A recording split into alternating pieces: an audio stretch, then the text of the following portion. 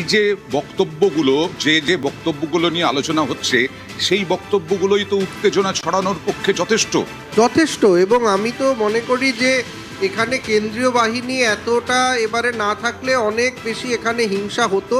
ফলে সেই যে বক্তব্যগুলোর যাতে কোনো রিপারকেশন না হয়, আমি জানি না এই বক্তব্যগুলো রিপারকেশন না হওয়ার জন্য বিশেষ করে স্বরাষ্ট্রমন্ত্রী যেভাবে বলেছেন যে উল্টো করে ঝুলিয়ে রাখা বা এই ধরনের নিদান, এইগুলো কিন্তু আমি বলবো যে হিংসার জন্য যথেষ্ট। এবং সেই জন্যই বোধহয় এখানে এবারে এই কেন্দ্রীয় বাহিনী ছিল যাতে হিংসাটা না হয়। এইবারে কথা হচ্ছে ইলেকশন পরে পোস্ট পোল ভায়োলেন্সে তো পশ্চিমবঙ্গ অনেক এগিয়ে থাকে। এইবারে কি হবে? এইবারে এখনও কিন্তু বলেছেন যে 2 মাস কেন্দ্রীয় বাহিনী এখানে থাকবে, কিন্তু এই কেন্দ্রীয় বাহিনী এখানে থাকা কতদিন থাকবে? সাধারণ মানুষদের মধ্যে যে বিভাজন, যে এই যে কারণ তৃণমূল কংগ্রেস যাই বলুক, বিজেপি কিন্তু একটা কথা পরিষ্কার বলেছে যে হিন্দুত্ববাদী দল হিসাবেই তারা ভোট চেয়েছে, হিন্দুদের জন্যই ভোট চেয়েছে। ফলে সেইখানে আজকে কিন্তু তারা কিভাবে, এবং যিনি বিরোধী দলনেতা প্রাক্তন এবং এখন শুভেন্দু অধিকারী, তিনি কিন্তু বলেছেন মুসলিমদের তিনি চ্যাংদোলা করে বাইরে পাঠিয়ে দেবেন, এটাও বলেছেন। তাহলে এই কথাগুলো আগামী দিনে কিভাবে সম্প্রীতির পশ্চিমবঙ্গে থাকবে, শান্তি পশ্চিমবঙ্গে থাকবে, সেটা কিন্তু একটা বড় প্রশ্ন। আজকে যে ট্রেন্ড আমরা দেখছি, হতে পারে বিজেপি এখন অনেকটাই এগিয়ে আছে, হয়তো এই ট্রেন্ড শেষ অবধি এই ট্রেন্ডই বজায় থাকলো, কিন্তু তারপরে অনেক কথা কিন্তু ফিরিয়ে নিতে হবে। বিজেপিকে যদি সর্বসাধারণের দল হিসাবে পশ্চিমবঙ্গে রাজত্ব করতে হয়, পশ্চিমবঙ্গকে চালাতে হয়, তাহলে অনেক কথা বিজেপির নেতৃত্ব যা বলেছে সেটাকে উইথড্র করতে হবে।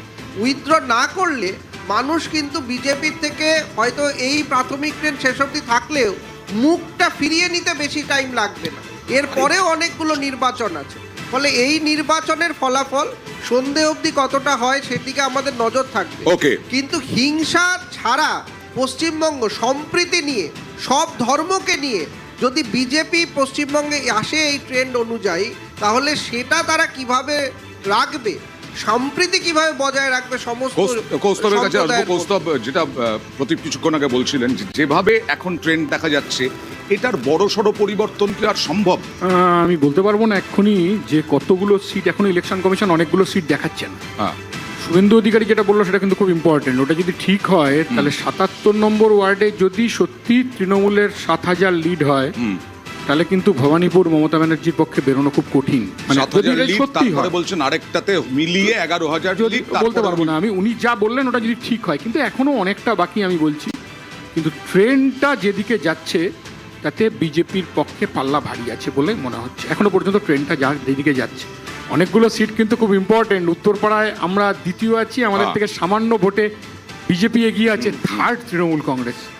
অনেকগুলো সিট আমি জানি না, ইলেকশন কমিশন অফ ইন্ডিয়ার যে ওয়েবসাইট সেখানে আমি দেখছি, আমি বারবার বলছি এই কথা, অন্য রাজ্যের তুলনায় আমাদের রাজ্যের রেজাল্ট কিন্তু অনেক দেরিতে দেখাচ্ছে, এবং অনেক জায়গাতেই ফার্স্ট রাউন্ডের রেজাল্টও তারা এখনো পর্যন্ত দেখাচ্ছে না।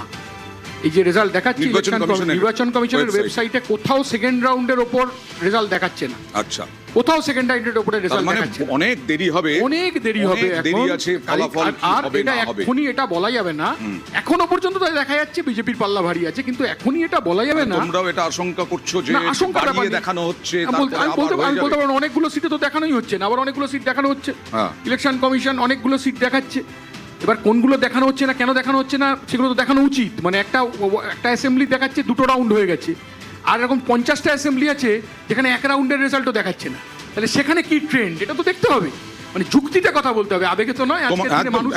মানুষ ভোট দিয়েছে, মানুষ যাকে ভোট দিল কেন এটা বলো তো। মানুষ যাকে ভোট দিয়েছে সে মানুষ ভোট পাবে। আমাদেরও এখনো পর্যন্ত যা দেখছি, যা দেখাচ্ছে, আমাদের ভোট অনেকগুলোতেই দেখলাম 24-এর থেকে বেড়েছে, অনেকগুলো আসনেই বেড়েছে। তার মানে ভোট বিভাজন হচ্ছে, ভোট সিপিআইএমও পাচ্ছে, কংগ্রেসও পাচ্ছে। সেইখানে তার মানে এখনো যেটা অন্যবারও হয় না, কি পরিবর্তন হতে পারে ফলাফলে? অনেক আশঙ্কা থাকছে বিজেপির পক্ষে। একদম। আমরা একটা কথা বলতে চাই, সেটা হচ্ছে প্রথম থেকে যে ট্রেন্ড চলছে, শুভেন্দুবাবুও বললেন, আমাদের বিরোধী দলনেতা, এবং আমিও বলছি, আমি আগের থেকেই বলেছি দাদা, প্রথম এখানে এসে বললাম যে আপনাদের সূত্রে খবর যা চলছে এই খবরই চলবে। যখন ইভিএম খুলবে, যখন পোস্টাল ব্যালট খুলবে, এই খবরই চলবে।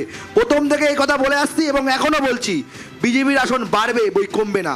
যত এগোবে, যত কাউন্টিং এগোবে, যত গণনা এগোবে, তত দেখবেন বিজেপি হু করে জিতছে। তার কারণ মানুষ এবার ভোট দিয়েছে নারী নিরাপত্তার জন্য, মানুষ এবার ভোট দিয়েছে শিল্প আসার জন্য, মানুষ এবার ভোট দিয়েছে শিক্ষার জন্য।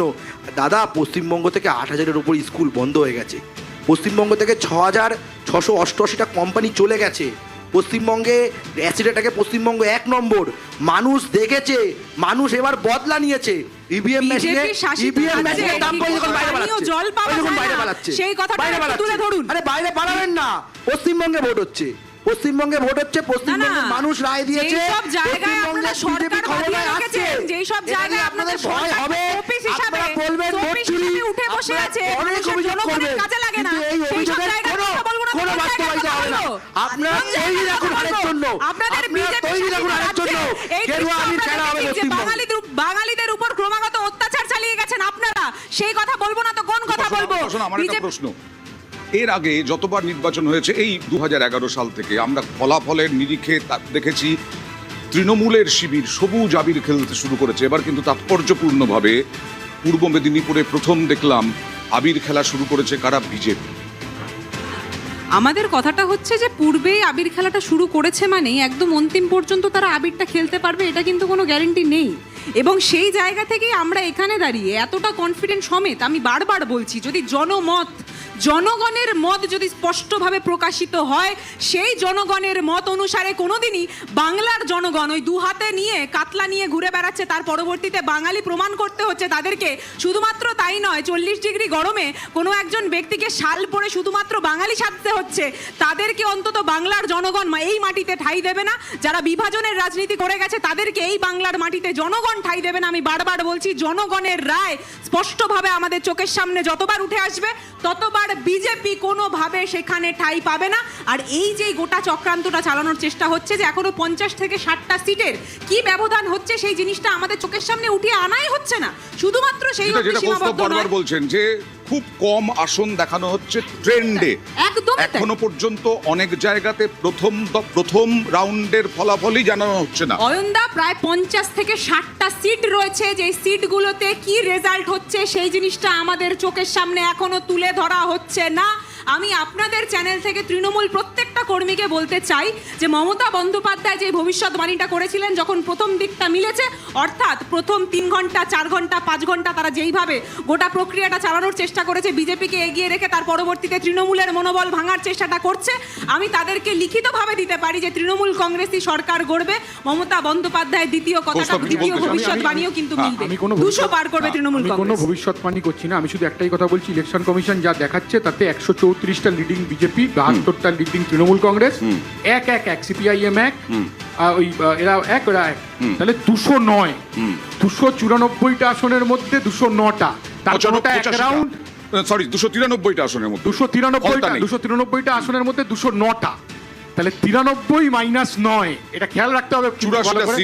84টা সিটে ফার্স্ট রাউন্ডের রেজাল্টও নেই, কাজেই 84টা সিটের রেজাল্ট কোন দিকে যাচ্ছে, এইটা কত রাউন্ড অবধি দেখাচ্ছে? এখনো পর্যন্ত যা দেখাচ্ছে তাতে হচ্ছে বিভিন্ন অ্যাসেম্বলিতে 2 রাউন্ডের বেশি কোথাও ব্যালটের দেখাচ্ছে না, 2 রাউন্ড অবধি দেখাচ্ছে ইভিএম এ। কিন্তু এই আমি যে কটা সিট বললাম যে 209টা দেখাচ্ছে, 209টা বাদে যে কটা সিট 293 থেকে কম, সেই সিটটাই কিন্তু কোনো রাউন্ডেরই রেজাল্ট এখনো পর্যন্ত দেখাচ্ছে না।